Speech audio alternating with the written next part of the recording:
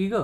হ্যাঁ তুমি বললে যে ওখানে যাবে রাহিদের বাড়িতে, তারপর আবার ওকে খাওয়াতে লেগে গেলে, কি কি কেস হলো?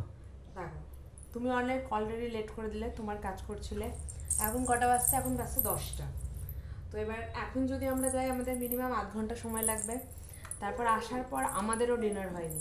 এবার আসার পর ওকে খাওয়াবো না আমরা খাবো না ওদেরকে ঘুম পাড়াবো, কোনটা করবো বলো? তার জন্যে আমি শোনকে খাইয়ে নিয়ে যাচ্ছি আর পাপড়ির খাবারটা নিয়ে নিয়েছি। যতক্ষণে ওই বৌদি তোমরা কেক টেকগুলো রেডি করবে আমি পাপড়িকে খাইয়ে দেবো। আসার পর ওদেরকে ঘুম পাড়িয়ে আমরা ডিনার করে নেবো। এবার যদি ওরা ঘুমিয়ে যায় তাহলে বিছানাটা তো আগের থেকে করে যাই বেটার হবে। হ্যাঁ ওটাই তাহলে ভালো হবে। আমি খাওয়াচ্ছি, তুমি তাহলে বিছানাটা রেডি করে নাও। তাহলে আমি তাই করি। হ্যাঁ ঠিক আছে। চলো বাবা, চলো আর খাওয়াচ্ছ কি রাতে?